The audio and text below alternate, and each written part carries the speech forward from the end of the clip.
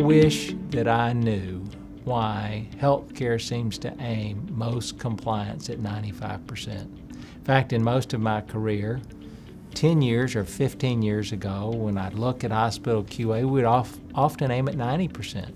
I don't know if that's because when we were in school, you got an A at 90%.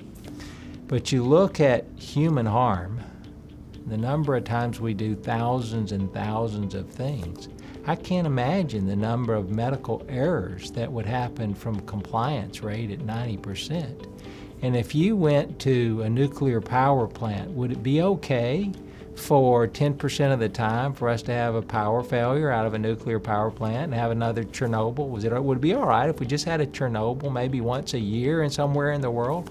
If you think of airplanes and if you fly 100 times in a 5-year period of time, would it be okay out of the 100 flights you took for the plane to crash just 1 out of 100? Would that be all right? That'd be 10%. That'd be 10%. In healthcare, for some reason, we've tolerated 10%.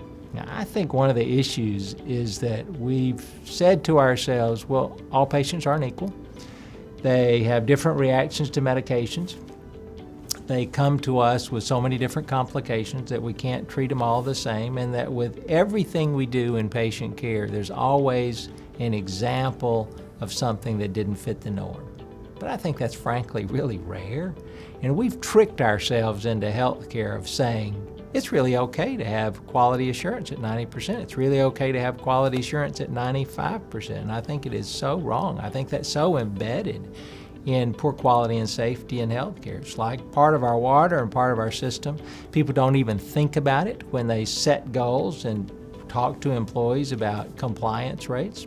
It's always seemed to be okay at 90 and 95%. I think that underlines a lot of errors that we have. One of the things we've done at Signature over the last 2 or 3 years, is begin to focus on 100% performance.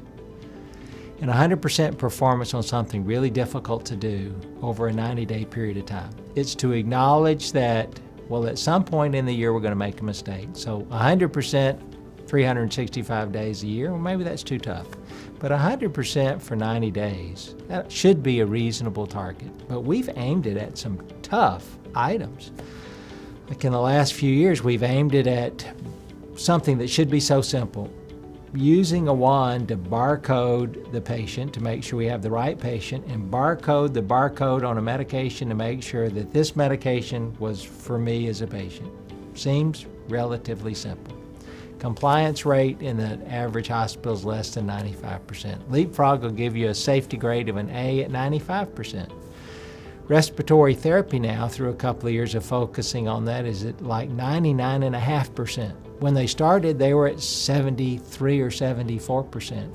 Amazing transition of employees beginning to own performance as they aimed at 99 and 100%. And I think what we're learning over time is that when we aim at 100% and we come up at 98 or 99, we feel really good about getting there. When we aim at 90 and get to 89 and 90 and 91, we thought we were doing a great job, but we were so far from what we were capable of doing.